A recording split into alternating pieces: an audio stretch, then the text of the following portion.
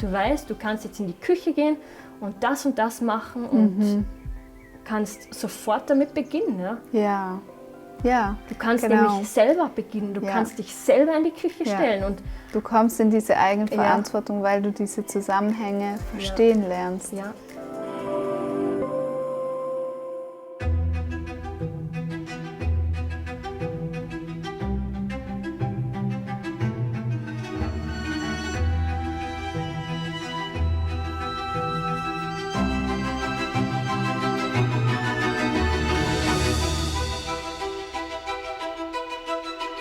Ja, liebe Lucia, vielen Dank, dass wir hier sein können. Wir sind ja hier jetzt in deinem schönen Wohnzimmer und ich habe mich ja so voll gefressen. Das war so lecker. Das freut mich.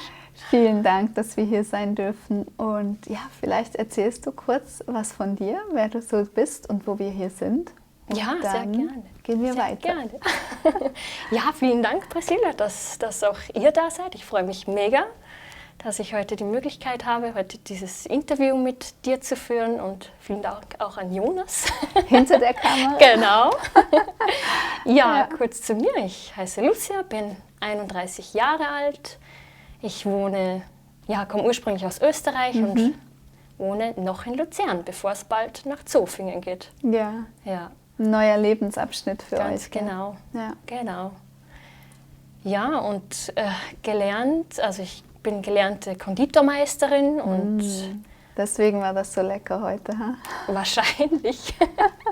Ja, man hat dann doch noch den ein oder anderen Trick, kann man auch mit in die andere Ernährungsweise mitnehmen. Das stimmt, ja. Total. Ja. Und du bist ja auch Mama von einem kleinen Jungen, gell? Genau, Henry, 2,5 Jahre. Richtig. So schön. Ja. Und du hast ja auch eine Geschichte im Rucksack mit dabei, Ja, die du heute ein bisschen auspackst. Genau. Du hast vorhin so lustig gesagt, ja, aber meine Geschichte ist gar nicht so schlimm, meine Symptome waren nicht so schlimm. Und dann habe ich so gesagt, es kommt drauf an. Du hast vielleicht Symptome gehabt, die viele, viele Menschen betreffen und die sie auch haben. Aber nur, weil das viele anderen Menschen auch so geht, heißt das nicht, dass es nicht schlimm ist. Gell? Das stimmt, ja. Es ist doch sehr, sehr belastend. Ja, also der Alltag läuft einfach auch nicht mehr so reibungslos, so wie man sich es vorstellt. Man hat Schmerzen, man ist unterwegs oder ist irgendwo auf Besuch und man hat einen mega Blähbauch und hat wirklich Schmerzen. Man muss sich hinlegen und es ist einfach nicht möglich und muss einfach diesen Schmerz veratmen. Und und ich dachte, dass es Kleinigkeiten sind, die ich habe, weil man natürlich mit vielen Leuten ins Gespräch kommt und die sagen, ach, das haben doch alle oder ich habe das auch und das ist normal. Damit lebt man einfach damit und lebt dann denkt man, man so, ach so habe ich mir das Erwachsenenalter nicht vorgestellt. Ach so, man akzeptiert das einfach. Ja, genau. Ganz toll, oder? Dieses Akzeptieren immer. Ja. Mir wurde auch schon gesagt, ja Mai, dann stell dich halt nicht so an, dann zieh dir irgendein lockeres Oberteil an. Du musst ja nicht immer einen schlanken Bauch haben. Ja. Und ich dachte so, wenn du wüsstest, was für ein Schmerz dahinter steckt. Ja, das ist so. Es ist ja nicht nur dieser Blähbauch, sondern wirklich dieser Schmerz. Ja, und man merkt auch, man verdaut nicht mehr richtig. Ja. Und das kann ja nicht gut sein. Ja. So. Ja, man weiß, es läuft irgendwas komplett aus dem Ruder und es stimmt was nicht und das ist nicht normal. Also da können noch so viele im Umfeld sagen, das habe ich auch. Man will das ja nicht akzeptieren. Genau. Ja. Was waren, abgesehen vom Blähbauch und Verdauungsschwierigkeiten, wo hast du noch gesagt, hey, damit möchte ich eigentlich nicht leben? Ja, also die Verdauungsschwierigkeiten, also es war wirklich so bei mir, dass ich alle 2 bis 3 Wochen auf Toilette gehen konnte. Ja, also so nach 2 Wochen oder auch mal nach 3 Wochen und das war da fühlt wirklich, man sich vergiftet, oder? Ja, richtig, du sagst es wirklich, man fühlt sich vergiftet. Ja. Das ist wirklich so, du merkst, so wie der ganze Dreck sich da ansammelt und denkst, mein Gott, das kann nicht sein, oder? Ja. Ich habe Bauchschmerzen und wie du sagtest, man muss wirklich was Lockeres anziehen. Also ich hatte wirklich einen Bauch wie im 7., 8. Monat schwanger und heute weiß ich, wie es ist, ja. Wenn du schwanger warst, weißt du, wie groß das ein Bauch sein kann, ja. Und und die Organe, alle werden irgendwie zur Seite geschoben.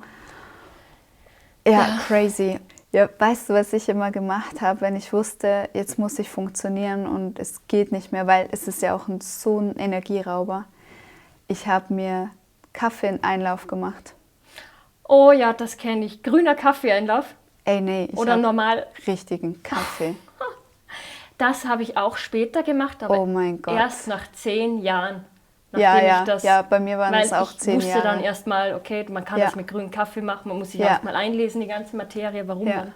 Ja, aber ich habe das auch gemacht, ja. Heftig, ja. Ich habe das dann auch mal den Ärzten erzählt, weil man wird ja auch nicht wirklich ernst genommen. Und die konnten das echt nicht fassen. Also da waren 2 Ärzte, die waren komplett überfordert. Und ich habe sie dann gefragt, ja, was denkt ihr denn, wenn ich 2-3 Wochen verstopft bin? Was denkt ihr denn, wie ich das löse? Irgendwas muss man ja machen. Irgendwas muss man machen, ja. Man merkt einfach, dass da ist so ein Druck im Bauch und auf alles, wie du sagst, es lastet auf alles. Ja. Einfach überall ist Druck, überall im ganzen Bauch. Ja. Und das finde ich geht auch bis hoch, dass es eben, das hatte ich dann auch noch, das erschwerte Atmen. Ich meine, ja, richtig tief atmen, das geht nicht. Das geht nicht mehr, nein. Ja. Ja. Es macht einem auch so Angst, gell? Das macht Angst, ja. Aber man hat es hingenommen, oder? Ja, weil es nichts gab. Es gab keine Informationen. Niemand hat einem helfen können. Wo hast denn du gefragt oder wo bist du hingegangen? In welche Praxen hat es dich gedrängt? Ja, auch in die Schulmedizin. Und ich weiß zwar nicht mehr, wie wir das damals behandelt haben. Ach, Blödsinn, doch, das waren so Notfälle quasi, wo ich nachts diese extremen Bauchschmerzen hatte und nicht mehr wusste, wie ich das veratme. Irgendwie, es waren gefühlt wie Wehen. Ja, du weißt nicht mehr, wohin mit dem Schmerz und wie veratmen und du konntest nicht mehr aufstehen und nicht mehr gerade stehen und nicht mehr gerade laufen. Und dann bin ich ins Krankenhaus und also was machen die? Ein Ultraschall und alles in Ordnung. Also alles gut. Und wie hast du dich da gefühlt, wenn dir gesagt wurde, es ist alles gut? Ja, nicht ernst genommen, ja. Ja, und dann auch, natürlich dann später viel Alternatives und nein, brachte ehrlich gesagt auch keine Linderung. Ja. Kaffeeeinläufe haben geholfen, wie du weißt, das geht ja relativ schnell. Ja. Aber man weiß, währenddem man es macht und nachher auch, das ist nicht natürlich. Das ist halt, es ist nicht du hilfst natürlich. Nach, ja, und das und dann nicht gewöhnt so sein. sich ja auch der Körper irgendwann dran und dann dachte ich so, ja, ist das jetzt meine Art, Stuhlgang zu haben? Genau. Ah, super, okay. Genau. Ja, es ist schwer. Ja. Ja. Und der Blähbauch, das ist einfach keine schöne Sache. Vor allem als Frau, denke ich, ist das nochmal ein Stück belastender, wenn du immer mit einem Bauch rumläufst. Und klar. Angesprochen wirst, bist du schwanger? Ja, tatsächlich, das kommt vor. Ja, man sieht einfach schwanger aus. Und aber ich muss sagen, ich habe immer den Bauch eingezogen. Und das ist ja auch schon belastend. Und das ist schmerzhaft. Das war so anstrengend. Wirklich. Doch, über 10 Jahre habe ich wirklich immer den Bauch eingezogen. Du bist irgendwo, du ziehst den Bauch ein, kannst kaum atmen, kannst kaum sprechen, weil es ist ja, du bist immer darauf fokussiert, den Bauch einzuziehen. Ja, und kaum lässt du den locker und dann kann keiner glauben, was du da für eine Kugel hast. Ja? Also das schockiert wirklich, wenn man das dann mal jemandem gezeigt hat. Ja, und sonst, du hast gefragt, was ich sonst noch so alles hatte. Ich müsste da meinen Spickzettel zur Hand nehmen. Ja, nimm den Spickzettel. Es ist so viel immer, was Es ist viel, ja. Und vor allem, wenn man dann, durch die ganze Ernährungsumstellung dann auch viel los wird, dann vergisst man einfach später. Zum Glück kann man es vergessen und loslassen. Ja. Aber da muss man sich einfach nochmal zurückversetzen und nochmal nachdenken, was man alles hatte. Und deshalb, ich werde dir mal kurz vorlesen. Ja.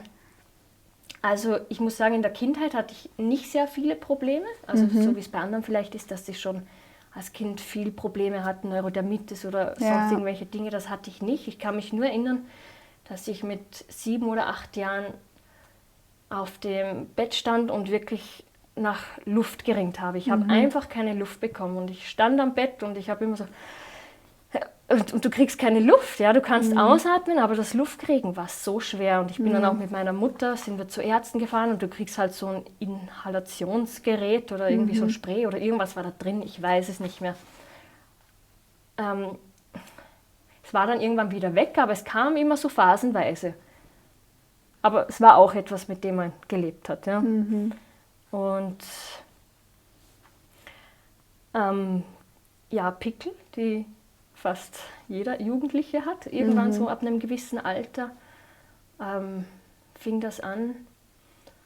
Und ich muss sagen, es wurde dann bei mir so richtig schlimm mit den Pickel, als man denkt, okay, jetzt ist eigentlich die Zeit, wo es weniger werden müsste oder sie sollten gar nicht mehr kommen. Ja. Und dann wurde es wirklich immer schlimmer. Also so, ich denke so die ganzen 20er waren wirklich extrem mit Pickel und auch eher so zystische Akne, also wirklich so ganz dicke Knödel, vor allem hier im Das ist auch wieder schmerzhaft. Das ist wirklich schmerzhaft. Das juckt teilweise, das ist schmerzhaft.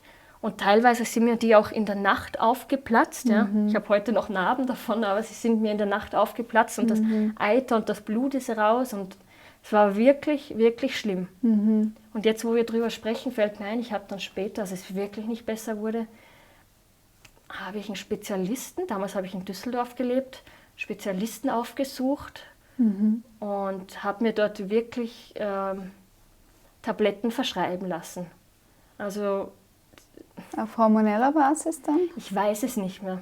Ich weiß es nicht mehr. Ich habe mich damals auch noch zu wenig damit beschäftigt. Ich wollte nur, dass das weggeht. Ich habe viel probiert, viel Eiweiß gegessen. Das war so damals meine Meinung. Weißt du, wenn viel Eiweiß isst, dass dann alles weggeht.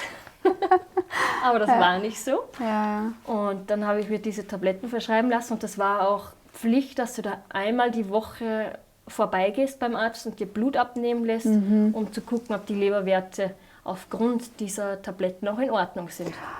Stell dir vor, Ja. du nimmst ein Medikament, wo die Nebenwirkung deine Leber angreift. Genau. Und das nimmt man dann im Kauf, weil das die einzige Lösung ist, die einem angeboten wird. Wo auch die Praxis, das, weißt du, die machen das so selbstverständlich. Ja. Kommen sie einmal die Woche vorbei, wir nehmen Blut ab und gucken, ob die Leber noch in Ordnung ist. Und irgendwann dachte ich, oh nein, das kann nicht sein. Was mache ich hier eigentlich? Ja. Es wurde übrigens nicht besser. Und nicht mal das, gell? Ja. Vielleicht gut für dich, dass du weitergesucht hast und da nicht hängen geblieben bist auf dieser Therapie, die dann irgendwann deine Leber gekostet hätte. Ja, genau. Ja, genau. Ja, lies ab. Ja. Dann hatte ich Tonsillensteine. Was hattest du? Tonsillensteine, also diese, kennst du das, wenn du hinten im Rachen so kleine Steine hast, so weiße Steine, die stinken enorm, ja. Die kommen so phasenweise, hustest du die raus oder... Habe ich auch schon mal drüber gelesen. Ja, ganz eklig. Du hast doch und wie regelmäßig hat man das dann? Und wie regelmäßig gehen die ab? Oder muss man die dann auch noch auskratzen lassen? Nein, das habe ich nicht gemacht. Ich weiß nicht, ob es die Möglichkeit... Doch, ich glaube, die Möglichkeit gibt es, dass man das auskratzen lässt, aber das habe ich nie gemacht. Und sie waren auch so nicht sichtbar. Ich habe sie einfach nur immer gespürt, da ist was. Man spürt das irgendwie im Rachen, da ist ein Knödel oder irgendwas ist da im Hals. Ja? Und das hat einfach eine Weile gebraucht, bis das hochkam. Ja? Manchmal so beim Husten kamen die einfach raus. Nicht viel, aber extrem eklig. Ja. Ja. Vor allem, man hatte auch immer irgendwie so einen gewissen Mundgeruch dadurch. Ja? Okay. Und diese Dinger sind echt ganz, ganz grausig. Okay. Ja. Eben, und durch Anthony William habe ich eben erfahren, dass das streptokokkenbedingt ist. Ja? Ich denke, man sagt auch Mandelsteine dazu. Mandelsteine, ja. Ja. Genau. Ja. Ja, das waren die. Dann auch ein typisches Frauenproblem, die Zellulite. Hatte ich eigentlich so mit Anfang 20 gar nicht und das wurde immer schlimmer und ich dachte, Mensch, das ist wahrscheinlich, weil du jetzt langsam auf die 30 zugehst. Ja, genau. Ja, einfach auch etwas und das Normales. wird einem ja aber auch so eingeflößt als Frau. So, hier, nimm diese äußere Creme und dann ist alles gut. Und das Bindegewebe auch aber anders angegriffen werden kann. Genau, das erzählt einem niemand. Ja. Nee. Nein. Ja. Dann der Gehirnnebel. Das war auch immer etwas, was mich ganz lange belastet hat. Ja, im Sinne von belastet, weil es war für mich auch ganz normal, wenn du keine klare Sicht mehr hast. Also du hast immer so einen Nebel vor den Augen und eine eingeschränkte Sicht, als hättest du eine Brille auf. Und es ist alles verschwommen. Ja. Ich denke, das haben auch ganz viele Menschen. Ja. Ja. Dann die starke Müdigkeit. Obwohl man viel schläft und wirklich auf Schlaf achtet und 10 Stunden schläft und noch länger und du wirst einfach nicht fit. Ja. Du denkst dir, das kann nicht sein. Warum bin ich so müde? Ja. Dann hatte ich immer sehr schlimme Ischias-Beschwerden. Also es war auch oft so, ich bin gelaufen und mein Bein ließ auf einmal nach. Das klappte einfach weg. Das war auf einmal, ich weiß nicht, wurde da ein Nerv eingeklemmt, das war einfach weg.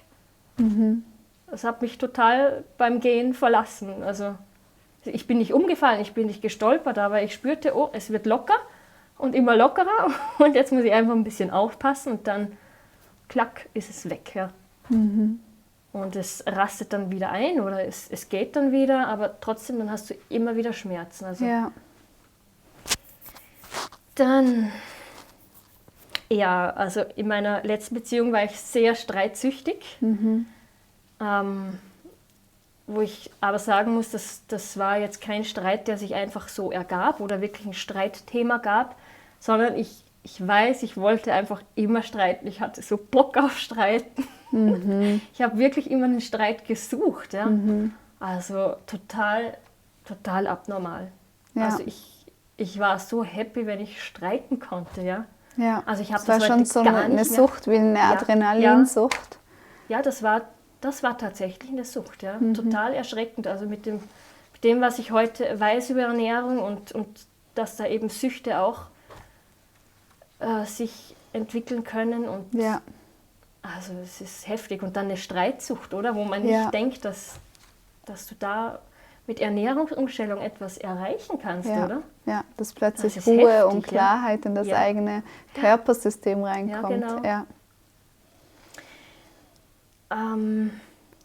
Dann hatte ich 2014 eine Weisheitszahn-OP. Da wurde mir unter Vollnarkose alle 4 Zähne rausgenommen. Das war auf Wunsch von mir.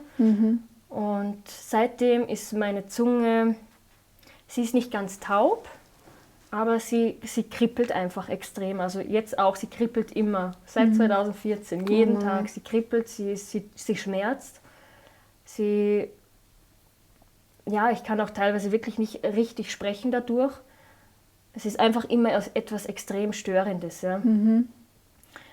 Und habe da wirklich extrem viel gemacht. Also ich bin da wirklich bei vielen Ärzten gewesen und habe mir das ansehen lassen. Und viele meinten auch, oh, können wir da nochmal operieren und vielleicht gucken, ob wir mit den Nerven was machen können. Und ja, das wollte ich natürlich nicht. Und ich muss sagen, es ist heute nicht weg, aber es ist zumindest die Hälfte besser geworden. Wow. Mit den ganzen Entgiftungsdingen, die wir hier machen. Und wo siehst du da den Zusammenhang? Was denkst du, was da schiefgelaufen ist?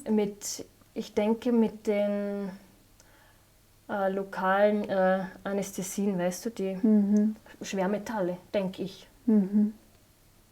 Das ist meine Vermutung. Und dadurch, dass es eigentlich jetzt anschlägt, das Ganze, dass es besser wird. Gerade durch diese Entgiftung. Genau. Ja. Ja, spannend. Da kommen wir nachher auch noch drauf, was du dann genau gemacht hast, dass unsere Zuschauer auch dann gleich wissen. Ja, und spannend, was da schon alles zusammenkam. Gell? Und der Tinnitus war noch. Das ist auch der ist auch super, das gell? letzte Jahr. Yes. Ja. Toller Begleiter. Genau. So, komm auch noch das Gehör. Ja, sonst noch was? Wir haben Darm, wir haben Zunge. Genau. Was noch? Ja. Gehör, Haare hattest du auch Haare, noch? Gell? ja, hatte ich. Wobei Haarausfall, muss ich sagen, begann so nach der Schwangerschaft. Ja, Ja, typisch. so typisch, gell? Ja. Ja. Genau. Ja, das war meine Liste. Einmal den Körper durch. Vielen Dank. Genau.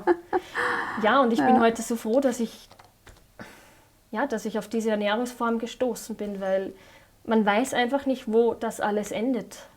Das weiß man macht nicht. einem Angst. Genau. Man denkt, ich meine, wie alt warst du da? Noch in deinen 20ern? Ja, genau. Es fing alles langsam mit 18 an, ja.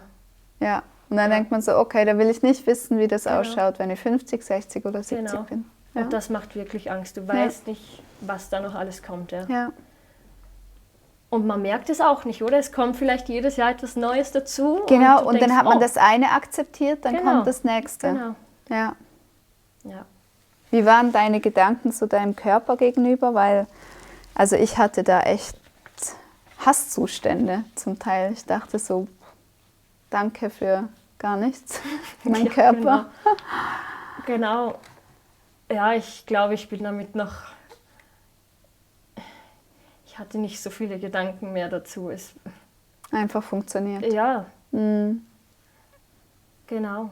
Ich war natürlich auch voll berufstätig, da hast du dann hast einfach nicht so die Zeit darüber nachzudenken, auch so richtig so. Ja, du stehst halt müde auf und ja, du hast halt wieder einen Blähbauch, aber den ziehst halt ein auf Arbeit, zieht ja dann eh niemand. Ja. Ja, und dass du nicht atmen kannst, das merkt ja auch niemand.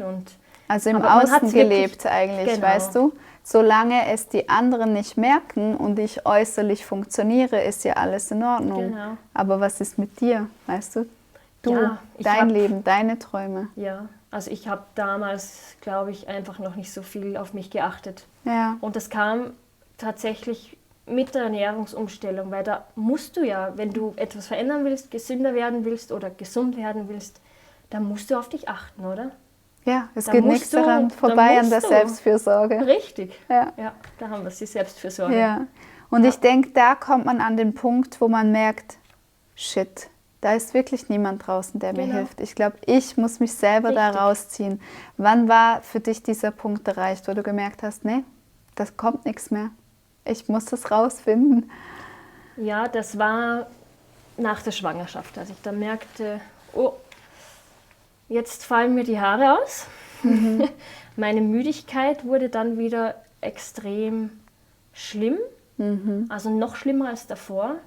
Also ich muss sagen, die Müdigkeit kam erst, nachdem der Kleine 1 Jahr war, also dann, als ich meine Periode wieder bekam. Übrigens, Periodenschmerzen hatte ich natürlich auch ganz schlimme, ja. Ja. Ja. Und über Aber- wie viele Tage und wie war der Schmerz in der Periode, wenn wir das Thema noch beleuchten? Ja, war ganz heftig. Über einen ganzen Periodenzeitraum Ja. hatte ich Schmerzen, auch davor einen Tag schon.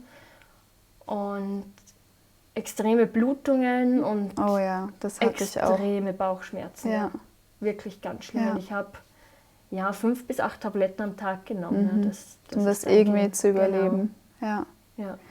Ja, ich denke auch gerade, wenn man mit dem Darm Schwierigkeiten hat und dann ist doch der Bauchraum, das ist alles so nah und bei mir hat sich das immer angefühlt, als würde sich das Ganze nochmal verstärken und ich hatte dann auch Darmschmerzen, dann diese Periodenschmerzen und was auch noch dazu kam, war die Woche vorher, vor der Periode, war ich emotional noch einfach ein anderer Mensch. Ich war Krass, ja. richtig ungeduldig und wütend und unausstehlich. Wahnsinn. Also das hatte ich zum Glück nicht. Ja, diese PMS nennt Ja, man das genau. ja. Genau. Premenstrual Syndrome. Ja. Ja. Also bei dir war wirklich ab Tag von der Periode dieser Schmerz da. Genau. Und dann, Ich habe am besten schon am Vortag Tabletten nehmen müssen. Ja. Das der erste Tag der Periode halbwegs, ja, als ich den gut überstehe. Ja. Ja. Wahnsinn, ha? Was man da alles mitmacht. Unglaublich. Eben das war wirklich nach der Schwangerschaft. Da war auch so, der Kleine war 4 oder 5 Monate alt, wo ich das erste Mal von Anthony William hörte. Besser gesagt, das war mein Ausbildner, Dr. Markus Stöcher aus Österreich, bei dem ich die Ausbildung als Präventionstherapeutin gemacht habe. Und der meinte dann eines Tages zu mir, mein Gott, du hast noch nie etwas von Anthony William gehört? Sag ich, nein, bitte hör auf, jetzt ist schon wieder so ein Neuer da, der die Welt retten möchte. Ja. Nein. Und dann er meinte, ja, er hat seine ganze Ausbildung umgeschrieben und ganz vieles von ihm mit reingenommen. Und ich denke, wenn der seine Ausbildung umschreibt, das muss doch wirklich jemand Gutes sein, oder? Weil er schreibt nicht einfach seine Ausbildung um mich. Also das kann nicht sein. Ja? Und ich habe dann am selben Abend noch YouTube angemacht, weil er sagte, diese Übersetzungen gibt es auf YouTube. Ich sofort eingeschaltet. Auch von einer Österreicherin. Genau, Katja, glaube ich, heißt sie. Ja, genau. Und ich gucke da rein und scroll da durch und diese Titel, Gehirnnebel, dann Blähbauch, dann Verstopfung oder... und alles, so, Reizdarmsyndrom, SIBO, alles mit dabei. Ja. Und ich war... Also alleine das zu lesen, hat mich ja schon geflasht. Ja? Ich habe noch nicht reingehört. Das bringt schon Ruhe rein, einfach mal gesehen zu werden. Ja, genau. Ja. Dass das auch jemand mal beleuchtet, dass es das gibt da draußen. Ja? Nicht nur an meinem Körper, sondern wirklich. Ja.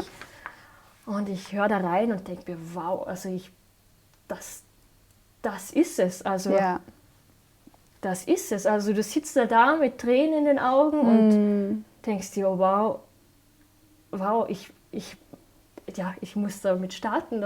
Da kann ich keinen Tag mehr vergehen lassen. Ich muss es zumindest ausprobieren. Ja, ob es mein Weg ist, ob es mein Weg wird, ob es mir gut tut. Und ja, man muss einfach mal ausprobieren. Ja. Und es war für mich unglaublich, dass es da auch Dinge gibt von Anthony William, die er anspricht, von denen ich so noch nie gehört hatte, wo ich, weißt du, so wie Angstzustände oder Zwangsstörungen oder Gerstenkörner oder eingerissene Mundwinkel, das hatte ich auch immer ganz oft und ganz schlimm. Ich auch. Ja. Das sagt einem auch niemand. Man denkt so, das ist normal. Ja, das alles kommt ist das normal. Hat doch ja jeder. Oder, ebenso. Ja, das waren so Dinge, die er beleuchtet hat, wo du wirklich, du hast dir das angehört und hattest echt eine Antwort. Du hattest wirklich ein Werkzeug in der Hand. Du weißt, du kannst jetzt in die Küche gehen und das machen und kannst sofort damit beginnen. Ja. Du kannst nämlich selber beginnen. Du kannst dich selber in die Küche stellen. Und du kommst in diese Eigenverantwortung, weil du diese Zusammenhänge verstehen lernst. Ja. Und auch zu wissen, hey, ich kann jetzt selber mal etwas machen und das war für mich total faszinierend. Ja. Das ist faszinierend, ja. Und dann auch noch, also der Überbegriff Anthony William ist ja eigentlich Selleriesaft, oder? Ich meine, hätte ja niemand dran gedacht, jemals diese Stangen zu entsaften und zu trinken, oder? Daran bin ich doch immer vorbeigelaufen. Wer entsaftet denn sowas? Ich auch. Ja. Also, und jetzt kriegt man sie fast nicht mehr, weil es so ein Hype ist und die Leute danach süchtig werden, nach diesem guten grünen Gold. Ja, du sagst, es ist wirklich ein grünes Gold. Ja. Und ich habe auch damit gestartet. Ich glaube auch gleich ein paar Tage, ein paar Tage nachdem ich das alles gehört habe. Und ich muss die Informationen auch mal wirken lassen und mal gucken, was es da noch so alles gibt. Und und am 13. Dezember, das weiß ich noch, 2018, habe ich meinen ersten Selleriesaft getrunken. Ja. Und es war so eklig. Hast du von Anfang an ein Glas oder wie hast du es gemacht? Ja, ich denke, ich habe wirklich mit einem halben Liter, weil ich wollte ja das volle Programm, obwohl ich das niemandem raten würde. Ja. Nee, im Nachhinein so. Niemals. Vielleicht 2 Schritte zurück. Ja. Und aber es hat sich sofort etwas verändert, oder? Genau. Ja, und dann hast du diese Radioshow gehört und hast gesagt, ich fange mit der Morgenroutine an. Ja, genau, richtig. Wie gesagt, Selleriesaft war natürlich das allererste. Ja. Also, nein, zuerst Blödsinn, das Ingwer-Honigwasser habe ich mir gemacht. Ich habe zuerst nur Zitronenwasser gemacht und später habe ich noch den Ingwer mit reingenommen. Das war nochmal stärker entgiftend, aber für den Start war das okay. Ja. Und dann der Selleriesaft und ich glaube, ich bin auch nie von der Menge, also von 500 Milliliter runter. Ich habe gleich ganz heftig begonnen. Ja. Ja. Und dann am Anfang der Heavy Metal Detox Smoothie, der kam aber nur 2 bis 3 Mal die Woche habe ich den gemacht. Also das war für mich auch nochmal ein extremer Umstieg, weil ich fand, ich musste den am Morgen irgendwie mit einbauen. Also wie gesagt, am besten nach dem Selleriesaft, weil sonst habe ich das den ganzen Tag über einfach nicht mehr geschafft. Ja. Und irgendwann stand dieser Smoothie da und dachte abends vorm Schlafengehen, oh Gott, einfach keine Zeit gehabt, den zu trinken. Und dann vorm Schlafengehen nochmal so einen riesen Smoothie zu trinken, macht einfach, wollte ich dann auch nicht mehr. Ja.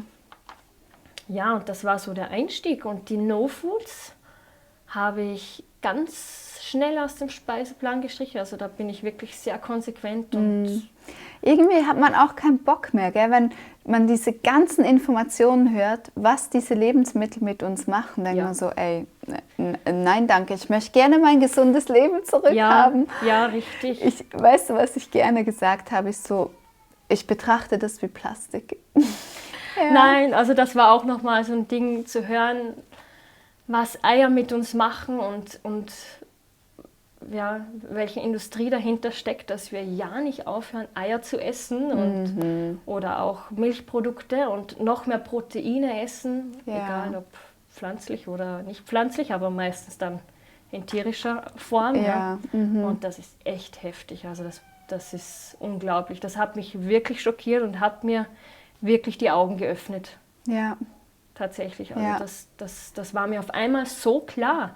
Immer diese Werbung mit Eiern, überall hörst du es und siehst du es. Das wird überall propagiert. In allen Fertigprodukten ist es auch drin. Ja, das auch noch. Das ist überall drin.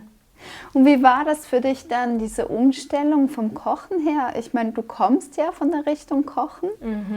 Ja, eher vom Backen, genau. Ja, und gerade Backen ist viel mit Mehl, Eier, Sahne. Richtig. Das ist ja die Grundlage. Zucker. Zucker, genau. Ja, es war wirklich heftig.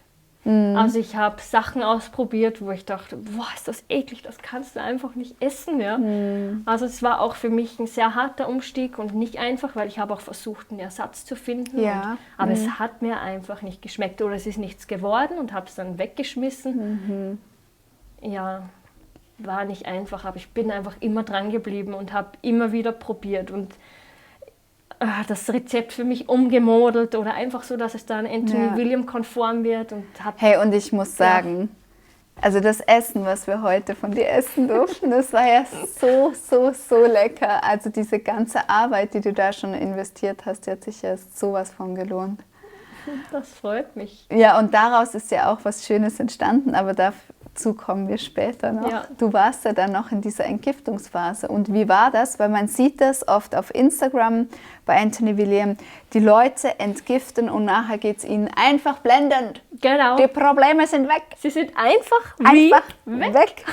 Wie war das bei dir? Stimmt das oder ist es ein bisschen einfach? Also ich muss sagen, es war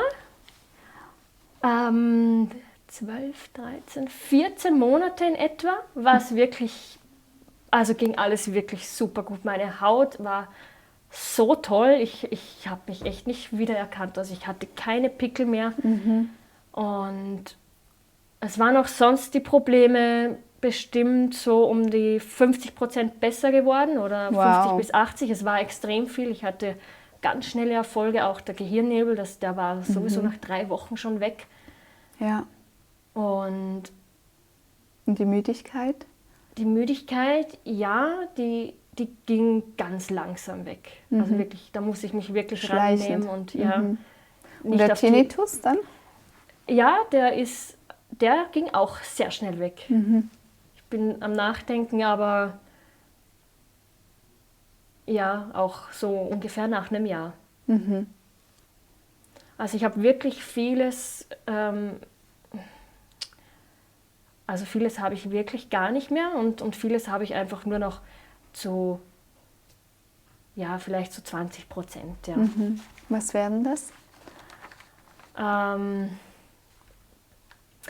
Ich denke, da kommen wir später nochmal zurück. Ich denke, es ist einfacher, wenn wir nochmal den Umstieg beleuchten. Ja, beleuchte den gerne. Genau, weil jetzt sind wir noch beim Einstieg in die Anthony William Ernährung und eben die ganzen No-Foods weggelassen und vieles wurde eben wirklich sofort besser und vieles erst nach einem Jahr in etwa. Ja. Und Menstruationsbeschwerden hatte ich auch nur noch ganz leichte. Eben die Akne war wie weggeblasen. Ich habe es mir nicht aufgeschrieben. Ja, sehr gut. Ich hatte zwar hin und wieder noch ganz selten so wo ich mal No-Foods gegessen habe. Ja?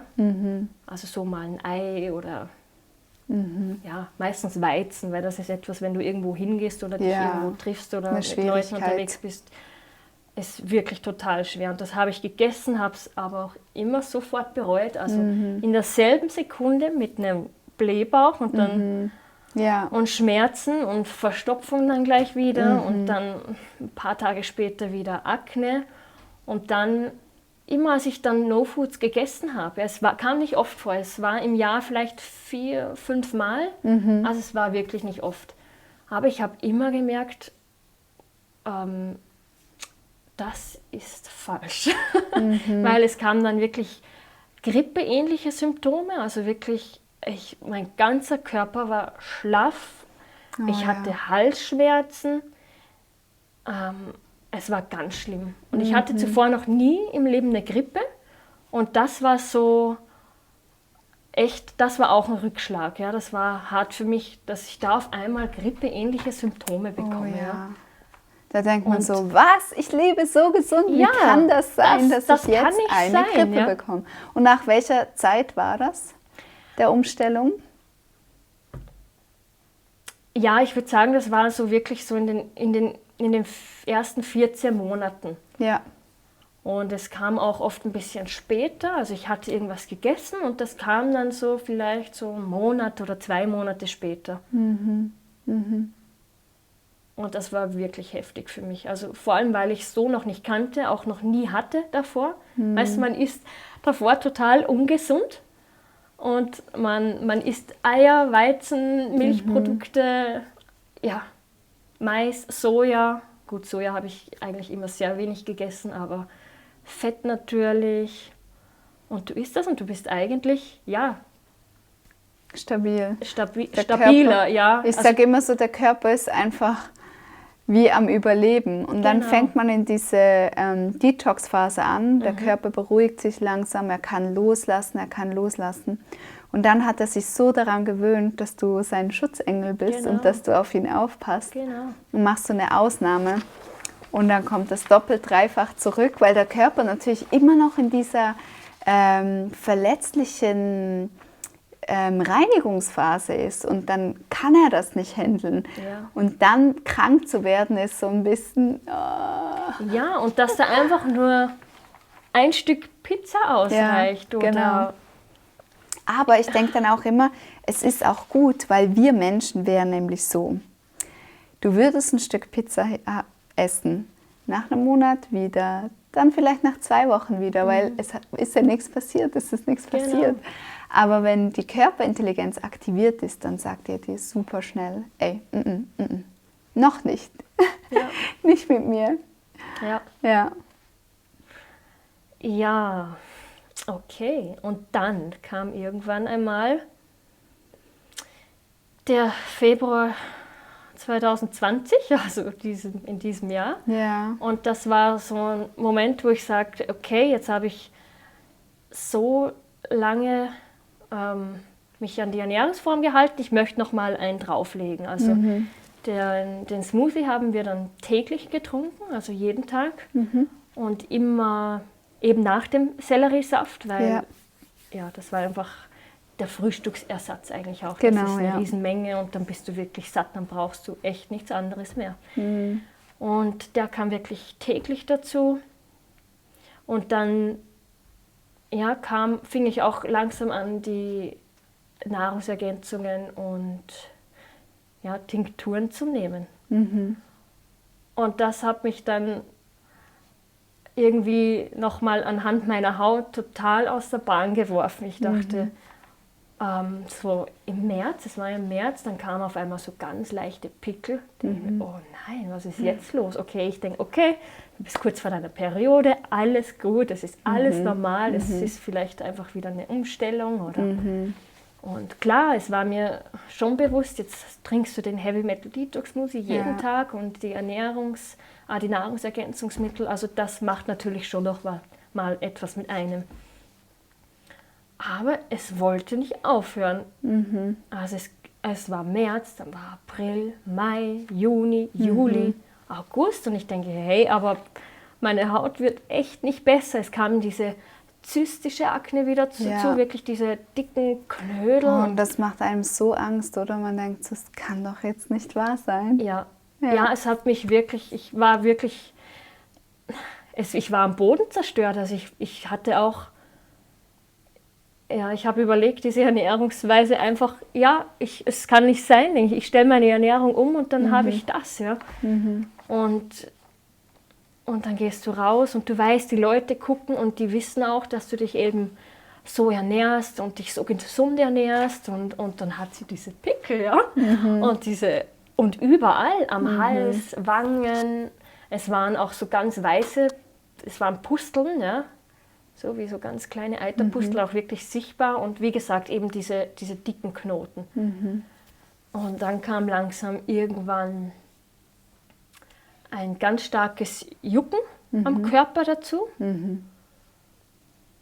Und das waren so meine beiden Dinge, die für mich wirklich einen ganz großen Rückschlag bedeuteten. Weil davor, als ich den Heavy Metal Detox Smoothie nur 3-mal die Woche trank, war meine Haut unglaublich gut und noch keine Nahrungsergänzungen nahm. Und auf einmal, bam, bist du wieder voll da, wo du... Und es war noch schlimmer als davor. Und so ein Rückschlag könnte aber auch bedeuten, die Leber hat nochmal losgelassen und den bekannten Weg genommen. Und der bekannte Weg war über die Haut. Genau. Aber das ist nicht schön.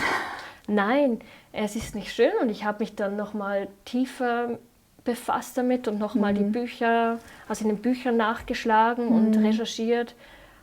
Und ich denke, ich habe dann gelesen von Anthony William, dass er schrieb, dass es ja streptokokkenbedingt ist und dass es eben eine Art von Streptokokken gibt, also die man haben kann, die, wenn man sich so ernährt, sich dann aber trotzdem noch von ich sag mal, von Hülsenfrüchten, Linsen oder Reis ernährt. Also wenn du Pech hast, dann hast du eben diese Streptokokkenart und die ernährt sich dann nochmal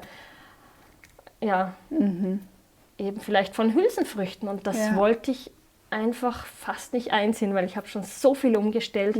Und für mich war das so eine Riesenhürde, auf Heilnahrung umzustellen. Also Anthony sagt ja, es wäre dann eben gut, wenn man nicht darauf anspricht, dann einfach kurweise die Heilnahrung einzuführen. Das heißt, du isst wirklich nur noch Obst, Gemüse, wilde Kräuter und Honig. Ja, genau. Und das war für mich so weit weg. Das hat mir auch wirklich Angst bereitet. Das heißt dann die geliebten Haferflocken weg. Ja, ich habe gerne Samenbrot weg. Genau. Und wirklich nur Linsen noch, weg. Ja, es war total schwer für mich. Und das hat mich wirklich Monate gekostet, diese Überwindung, das zu machen. Aber ich wusste, hey, es wird nicht besser, das geht nicht weg. Ja? Und irgendwann packt man es ja dann doch und man möchte es ja einfach doch weghaben. Und ich hatte wirklich so phasenweise, dachte ich, nein, ich kann nicht rausgehen, so kann ich nirgends mehr hingehen. Ich muss überall eine Erklärung abliefern, warum ich das jetzt so schlimm habe, ja?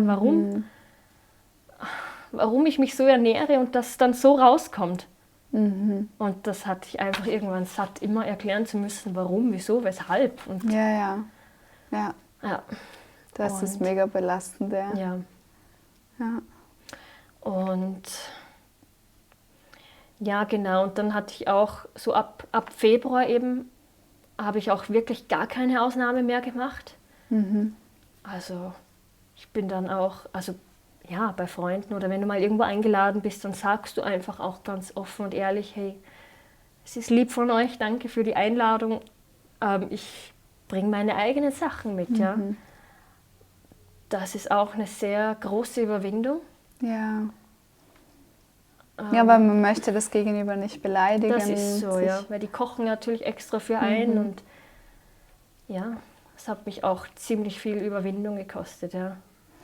Ja, man muss auch zugeben, dass man krank ist. Das macht man ja auch nicht gerne. Genau. Dass man noch etwas hat, womit man kämpft und ja.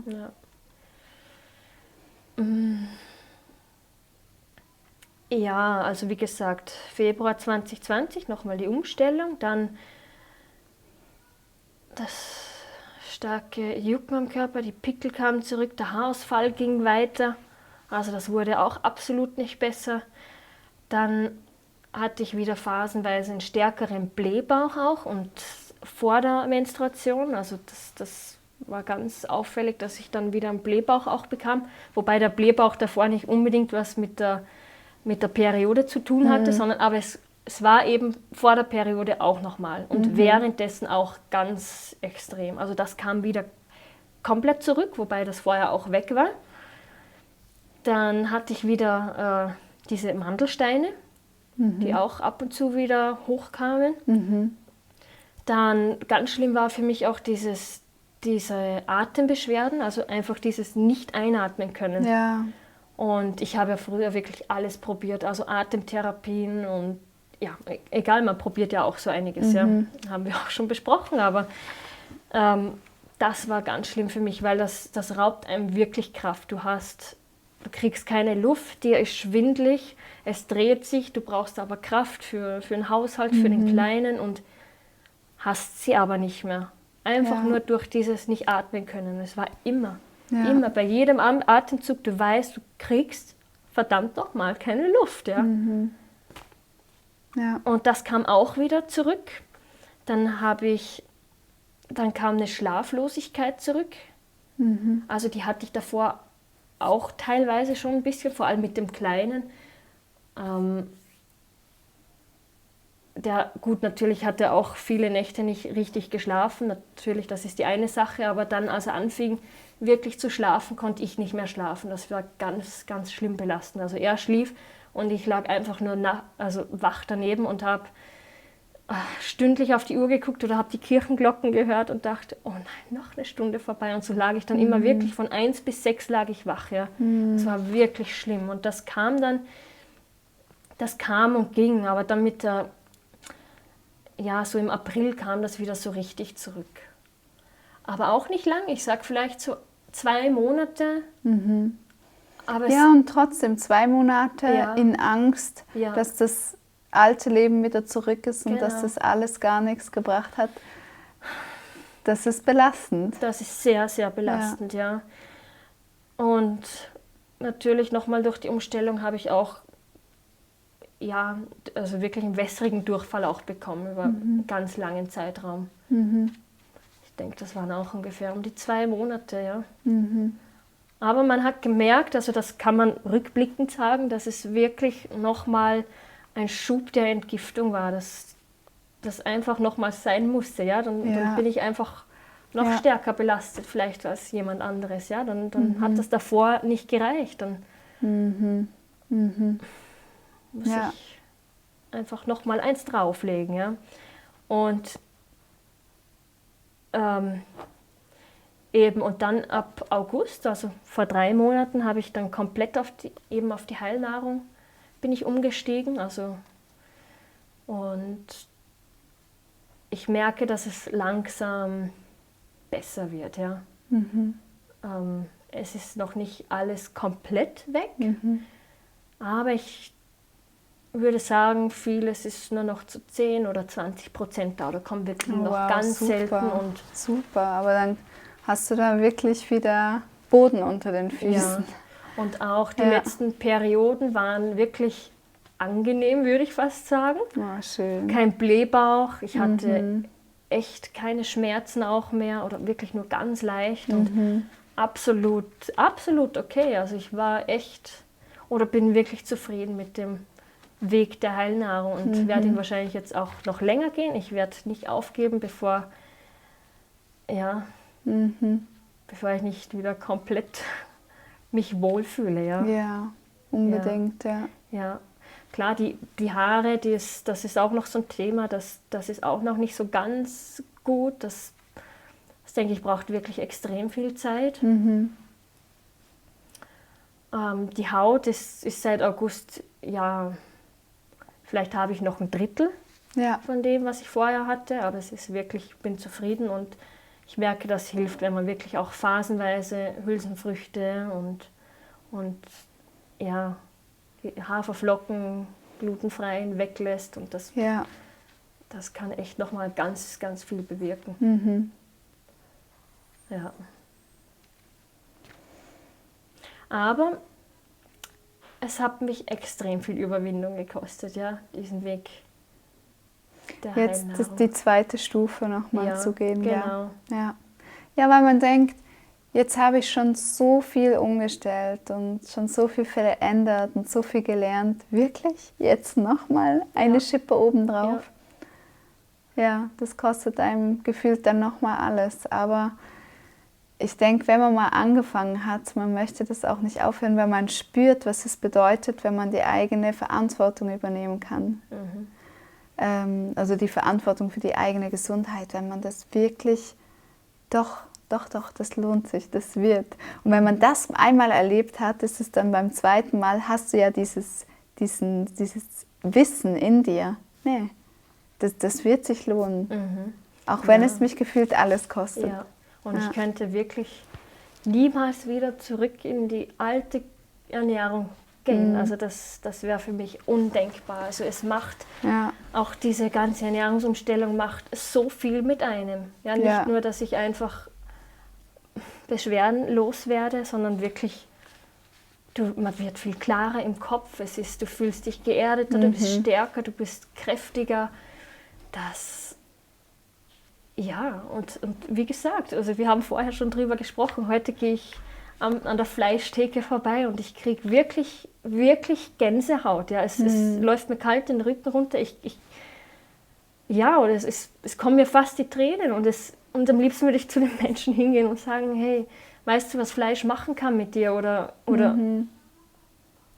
auch diese ganzen Milchprodukte, überall steht, nehmen Sie mehr Proteine, noch mehr Proteine, noch mehr. Und du denkst, wow, hey, aber heute weiß ich, dass es bewusst so gemacht ist, ja. Und als ich das damals mit den Eiern erfahren habe, ist mir erst richtig aufgefallen in der Werbung, hey, da sind ja überall Eier, da wird Werbung über Eier gemacht, ja klar, also das ist nicht ohne Grund so. Ja. Und ich wünschte mir, könnte man das wirklich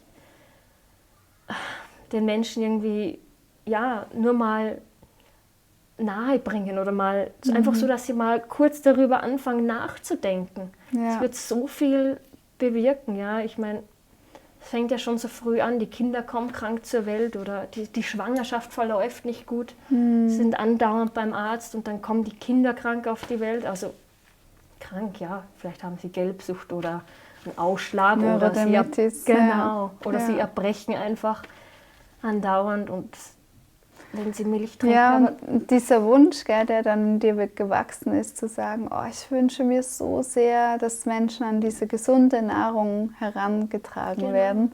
Ja. Das hast du ja dann tatsächlich auch angefangen. Ja, genau. Das ist so.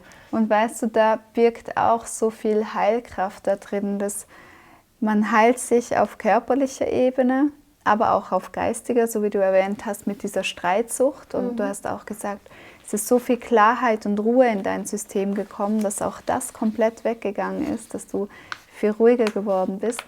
Und dann, und das erlebe ich bei so vielen Menschen, die ich interviewen darf, hat man diese Resilienz gewonnen, diese körperliche, und man hat diese Stärke und man kann wirklich zu seinem Traum zurückkommen. Man kann zu dem zurückkommen, wo die eigene Begabung steckt, wo man sagt, das möchte ich umsetzen und damit bin ich auch ein Segen für andere Menschen. Und du hast es gerade vorhin so schön angesprochen, du stehst dann manchmal im Einkaufsladen, würdest den Leuten am liebsten beibringen, wie sie das gleiche Rezept in gesund kochen können. Ja, genau. Und das machst du heute.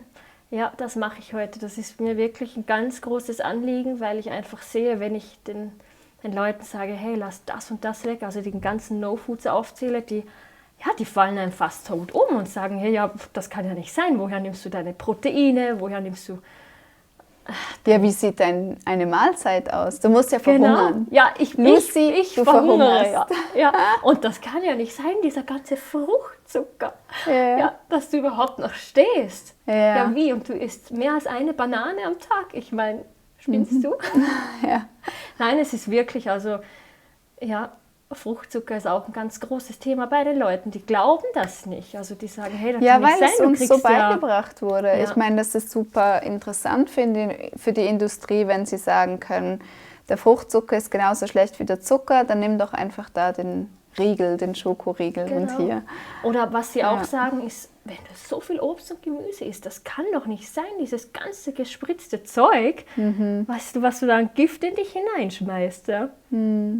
Aber das sind die Menschen, ja, die aber viel Fleisch essen zum Beispiel oder viel Milchprodukte, aber nie daran denken würden, dass eine Banane oder mehr Bananen oder mehr Obst mehr Heilung bringt als... Weißt du, für diese Menschen ist Obst einfach Fruchtzucker, das ist nicht gesund. Ja,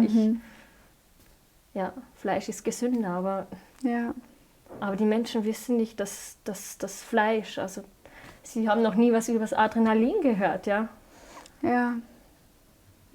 Dazu kommt unser körpereigenes Adrenalin, das für uns schon zu einer großen Herausforderung wird und dann esse ich das noch vom Tier und die ganzen Frequenzen und Schwingungen und es tut einem wirklich, wirklich in der Seele weh. Also das ist wirklich für mich ganz schlimm, ja, aber auch erst.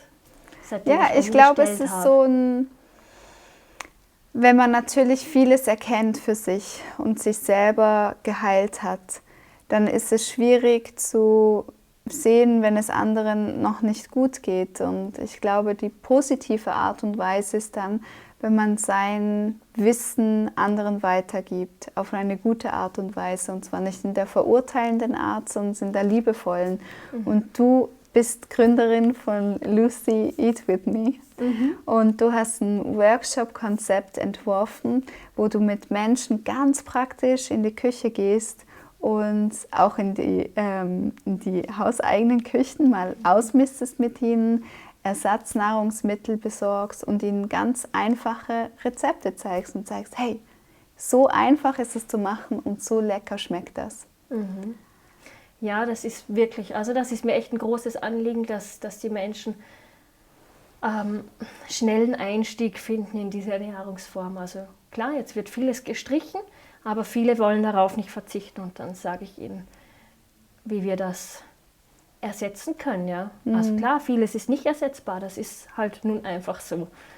Aber ich kann auch einen Schnitzel machen aus Blumenkohl. Ich wollte gerade sagen, nee, das meiste, also das Essen, was du uns gemacht hast, das war so vielfältig. Ja. Zum Glück haben wir gefilmt und man sieht es auch noch. Ich denke, das Wichtige ist, dass man den Menschen nichts wegnimmt, sondern dass man ihnen eben zeigt, was alles möglich ist. Und klar, man nimmt Dinge weg, im eigentlichen Sinn, geht nicht anders. Aber man kriegt viel mehr dazu. Es ist eine so große Diversität, gerade im Früchte- und Gemüsesegment. Ja. Und was aber das allerleckerste ist die eigene Gesundheit. Nichts schmeckt leckerer als das. Das ist wirklich so, ja. Ja. Ja, und das ist so schön, dass du das in deiner Arbeit jetzt weitergeben darfst.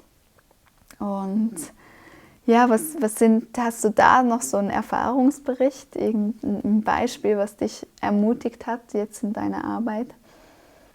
Ja, also was mich ermutigt in dieser Arbeit ist, dass die Menschen, also es sind auch Menschen dabei, die sich schon so ernähren, die zu dem Zeitpunkt in den Workshop einsteigen oder wirklich komplett auch noch nie etwas davon gehört haben. Mhm. Und mich fasziniert es einfach, dass am Ende des Workshops die Menschen so fasziniert sind. Hey, die sagen, wow, hey, ich kann trotzdem einen Burger essen oder ich kann meinen Gnocchi essen oder Sushi mein Snickers. Essen. Ja, genau. Gerade als Konditormeisterin ist es ja echt, du kannst sogar Torten machen, gell? Ja, ja. Anthony William konform. Genau. Ja. Sie sind nicht fettfrei, das ist einfach so. Also es ist dann eigentlich in dieser Ernährung ist es dann auch so, als würdest du sündigen, so wie vorher in der Ernährung, wenn du sagen wir eine Ausnahme. Eine Ausnahme, richtig. Keine Sünde, und die darf es ja auch geben, die Ausnahmen. Gerade wenn sie eben so auf einem gesunden Level sind. Mhm. Ja. Und vor allem ist es doch schön, oder wenn du Familie hast und Kinder, dass du den auch mal Geburtstagstorte, ja. Und dann einfach auch die Gäste überraschen kannst. Mich fasziniert es total, dass die Leute, wenn sie es dann sehen, also mitmachen im Workshop und dann probieren, dass egal von welcher Ernährungsform er kommt, immer begeistert ist. Das begeistert mich und deshalb mache ich weiter, weil ich sehe, den Menschen macht es Spaß. Und ja. Was würdest du Menschen sagen, die jetzt auch in dieser Situation sind, dass sie sagen, jetzt habe ich das alles umgestellt, ich mache das schon über einem Jahr und jetzt ist es schlechter geworden? Was könntest du als Ermutigung noch weitergeben? Ja, also man spürt ja eigentlich schon sehr, was einem die Ernährung schon gebracht hat. Und ich denke, also was mir Mut gemacht hat in dieser Phase, einfach nochmal in den Büchern nachgucken, nochmal die Übersetzungen auf YouTube und nochmal ein bisschen, man muss wahrscheinlich einfach nochmal ein bisschen tiefer reingehen in die Materie und wirklich verstehen lernen, warum gewisse Dinge nicht besser werden oder einfach nochmal... Oder länger brauchen. Oder länger, genau. Länger. Ja. Und das ist das, was wir vorhin auch besprochen haben. Da ging es um die Periode, dieses Akzeptieren, dass wir zyklische Wesen sind. Sehr schöner Ansatz. Ja, aufhören zu denken, Gesundheit immer, also auf einem hohen Level zu funktionieren, das ist unser gesellschaftlicher Anspruch.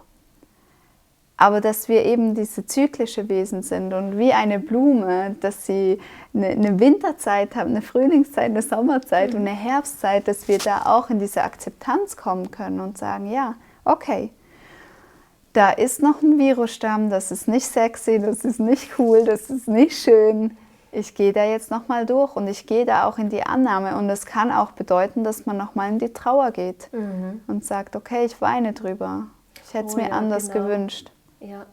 Ja, genau. Das ist auch nochmal Trauer, wo du sagst, dass doch mal gewisse Dinge nochmal erlebt werden, weil die Leber doch die Emotionen speichert und wenn du dann nochmal Stärke entgiftest, dass da einfach alles nochmal hochkommen kann. Also genau, ja.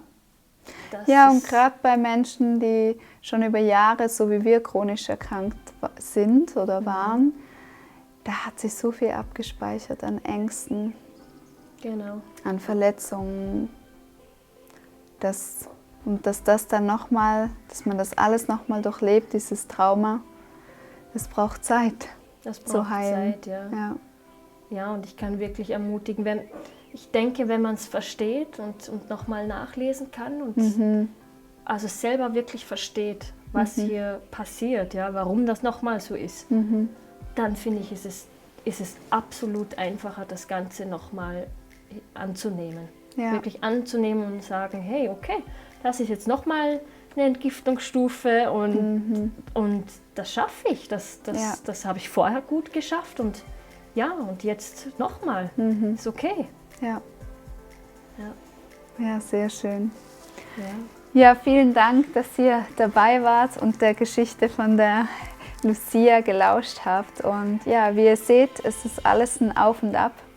Es gibt Phasen, wo man denkt, wow, wie konnte ich das alles schaffen? Und dann gibt es wieder Phasen, wo man einfach weiß, okay, jetzt gehe ich nochmal in die Annahme, jetzt erlebe ich das alles nochmal und das darf auch sein. Und da wollen wir euch auch einfach ermutigen, ja, dass ihr da dran bleibt und euch von Übersetzungen, von den Büchern einfach ermutigen und inspirieren lasst. Und schreibt uns gerne in die Kommentare, wie es euch geht, was bei euch gerade für Erfahrungsberichte nochmal hochkamen.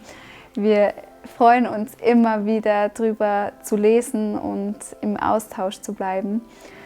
Ja, wir wünschen euch das Allerbeste, ganz viel Kraft in eurer Entgiftungsphase, da wo ihr gerade steht. Wir wünschen euch ganz viel Mut, dran zu bleiben und vor allem auch Geduld für euren Körper. Alles Liebe, ciao. Tschüss.